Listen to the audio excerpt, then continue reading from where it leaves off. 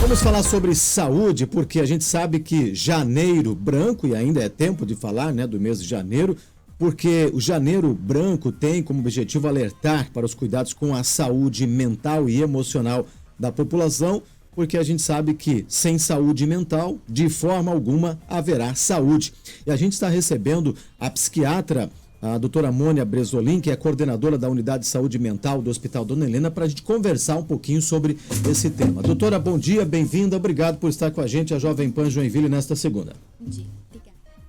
Janeiro branco, né? E queria que a senhora explicasse um pouquinho para o ouvinte que nos acompanha agora, por que um mês escolhido para tratar do assunto sobre saúde mental, embora a gente precisa falar sobre esse tema no ano inteiro. O janeiro foi escolhido pela simbologia, né? O branco em si, né? Como um livro aberto, né? Uma página em branco. Então, nesse mês é comum a reflexão da nossa vida, né? O que a gente quer para o ano que vai vir, o que a gente planeja, na virada do ano, né? Quem não pensa e não reflete um pouco sobre o que vai querer para a sua vida no próximo ano, né? É comum. Então, essa campanha, ela usou o janeiro para alertar, para a gente conversar sobre saúde mental, justamente para conscientizar esse tipo de pensamento de reflexão, autorreflexão, né? Mas incluir a saúde mental nesse planejamento, né? Vou cuidar da minha vida, vou cuidar da minha vida financeira, vou cuidar da minha vida acadêmica, vou cuidar da minha saúde. Mas vou cuidar da minha saúde mental também. E aí o símbolo branco, né? O branco é bem como um livro aberto. Eu posso mudar, eu posso escrever, eu posso fazer muita coisa. Que tipo de ação que eu posso colocar ali nessa folha em branco e ao longo da minha vida, ao longo desse ano, eu posso fazer para ter mais saúde mental. As pessoas estão mais conscientes sobre a importância dessa frase que sem saúde mental não há saúde, ou ainda há casos em que as pessoas acabam priorizando a saúde financeira, cuidando do corpo, mas quando se fala em saúde mental, não preciso de ajuda. Ainda há esse preconceito, doutor? O que a senhora está percebendo? Temos uma progressão. Eu venho percebendo que nós, né, vamos percebendo que existe uma progressão no sentido de desestigmatização desse conteúdo. Mas a saúde física não pode ser separada da saúde mental. Nós somos um organismo, somos um todo. Essa mente, ela rege como a gente pensa, como a gente age, como está o nosso humor no nosso dia, e isso vai definir como a gente vai cuidar da nossa saúde física. Tanto que a Organização Mundial de Saúde define saúde como bem-estar físico, mental e social. Então não tem como separar uma coisa da outra. Mas a conscientização de que a saúde mental é tão importante, né? Ela tem se popularizado cada vez mais, mas eu percebo que ainda assim existe bastante preconceito, bastante tabu, quando relacionado a algum tipo de desequilíbrio mental. Como é que a gente pode mudar essa realidade, hein, doutora? Conversando sobre isso, tá? Conversando, debatendo de uma forma natural, como a gente tem feito, né? Cada vez mais. É o debate e o conhecimento. Quando a gente conhece mais sobre um assunto, a gente tem menos preconceito, né? Em falar sobre, inclusive em casa, inclusive pensar sobre si, né? Quando a gente não fala no assunto, ou desvia, ou desfoca, ou não dá a importância que o desconhecimento vai fazer com que a gente não trabalhe muito isso. Tem que conversar. E a senhora falou sobre um ponto importante, né?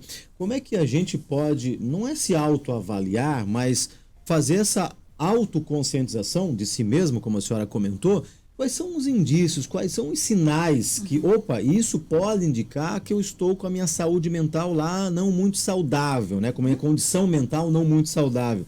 Quais são os principais sintomas e como é que eu faço isso para me auto-perceber? Boa pergunta. Você se compara a você mesmo. Como é que você funciona? Como é que você é? Né? Como é que geralmente você no teu dia a dia faz as tuas coisas, vive, socializa? Se você perceber que está mudando o teu padrão, fique atento a isso, sabe? Poxa, alguma coisa está acontecendo. Então não é comparar você comigo, você com o colega, é você com você mesmo. Então, eu tô tendo mais dificuldade, não tô tendo tanto prazer, interesse em fazer coisas que eu sempre gostei, por exemplo, né? Ou eu tô tendo algum tipo de dificuldade que tem se repetido. Acende um alerta. Eu acho que pode estar acontecendo alguma coisa e, de novo, como a gente estava conversando, não desvalorizar isso, né? Então, é aquela questão do autocuidado, da autorreflexão, é na comparação de como você se reconhece. Uhum. Será que eu não estou me reconhecendo mais em algum aspecto? Não sei em todos, em algum. Será que eu não preciso de ajuda? Entende? Não é nesse sentido.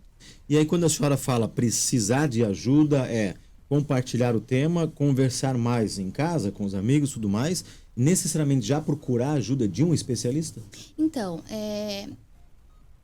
quando você decidir falar, a gente fala verbalizar, então a gente pensa muito, a gente reflete muito. Quando chega no ponto de conversar com alguém, é porque já está num sofrimento. Geralmente é assim. Já está doendo. Já está doendo. E as pessoas que convivem com você provavelmente já sabem, já sentem isso. Então, você se abrir, falar para alguém, olha, não tô legal, alguma coisa está acontecendo, eu acho que seria um bom passo. E se você está percebendo isso em alguém, acolher, falar sobre isso, não esquivar, né? Então, a conversa com quem você confia, na tua rede social, já é um bom começo.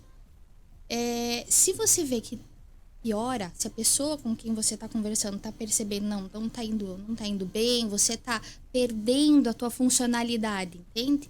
Social ou profissional ou de vida pessoal. Talvez seja o momento de pedir ajuda para um profissional para te ajudar a avaliar. A autorreflexão passa para alguém. Alguém que entenda disso um pouquinho mais, que trabalhe com isso. Então, um profissional da saúde provavelmente vai ter um bom manejo para te orientar. Se você precisa procurar um médico, um psicólogo, ou que tipo de te direcionar para qual área da saúde que você deve seguir. A senhora comentou sobre a importância, né, de comentar e falar sobre o tema, inclusive em casa, e tem um dado aqui da Sociedade Brasileira de Pediatria: a cada ano, cerca de 1.000 crianças e adolescentes entre 10 e 19 anos cometem suicídio no Brasil. Esse é um número muito preocupante, hein, doutora? Ele é muito preocupante e ele é maior do que esse que a gente vê. Porque, uma grande parte, né, esse é um número constatado. Infelizmente é um número muito grande, mas é um número de conclusão. Mas tem o sofrimento todo que vem atrás disso, e cada pessoa que cometeu afeta emocionalmente, abala emocionalmente a família inteira. Então a sociedade está adoecendo nesse sentido. A saúde mental realmente precisa ser conversada e ser cuidada, porque esses números, sim, são alarmantes e muito que a gente consegue notificar. E aí, como é que os pais devem manter essa vigilância para talvez identificar, perceber esses sinais em crianças, adolescentes, nessas pessoas dessa faixa etária? Como é que a gente lida com isso, hein, doutora? Porque ali nós estamos falando de uma transição também. Sim. A faixa etária que está em transição. Então é difícil, às vezes, até saber o que é próprio dessa fase da criança ou do adolescente e o que pode ser realmente um sinal de um sofrimento muito intenso. Então, é muito difícil para fazer sozinho. Acho que não se deve fazer sozinho. Se um pai, um professor, né, porque isso também se mostra às vezes na área escolar, às vezes em identificar que algo está acontecendo, procure ajuda. Procure ajuda de alguém, um pediatra, um psicólogo, um enfermeiro de um hospital que você tenha vínculo. Procure ajuda para avaliar e diferenciar se é um sinal de gravidade de alguma doença em curso, que pode ser mental ou pode ser física. Tem muitas doenças físicas que se manifestam com sintomas mentais. Então pode estar acontecendo algo físico com essa criança e esse adolescente. E a intervenção, o tratamento, ele é possível. Então pode melhorar o curso da vida dessa pessoa. Então, se desconfiar, né, ou se sentir algum sinal, procura ajuda. Procura orientação profissional. A tecnologia, ela é uma ferramenta que pode nos prejudicar mentalmente falando? Então, nós estamos em adaptação para conseguir se acostumar à tecnologia. É muita informação. Então, assim, isso 10, 15 anos atrás, a gente não tinha o nosso cérebro humano, né? Então, é muita informação e quanto maior a maturidade da pessoa, mais filtro ela consegue fazer com aquele conteúdo que ela está vendo.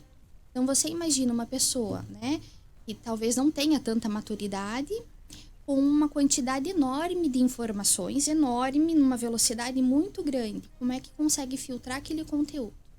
Né? E a gente está falando, às vezes, ali de mais de 3, 4 horas por dia, recebendo informação. Né?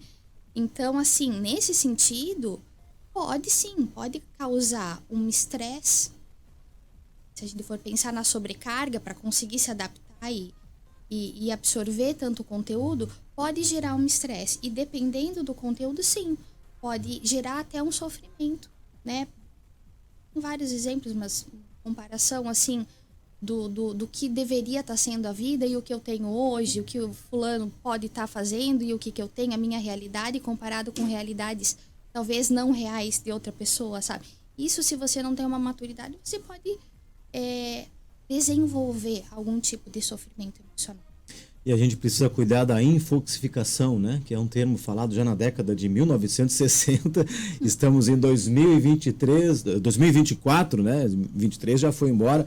Então imagina, né, o volume de informações. Doutora, para a gente finalizar, são 7h34 da manhã.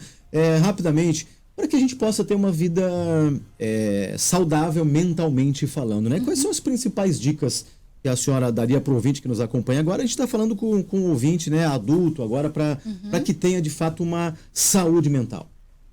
Saúde como um todo, né, é o básico.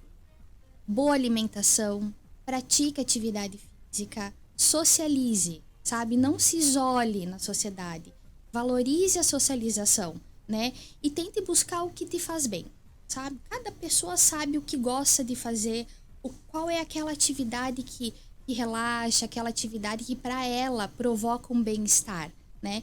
E priorize isso no seu dia a dia, não nas férias, uma vez por ano, todo dia, sabe? Aí você vai estar cuidando da tua saúde mental, porque a gente cuida e a gente sempre age na prevenção, né? Então, é quase que individual.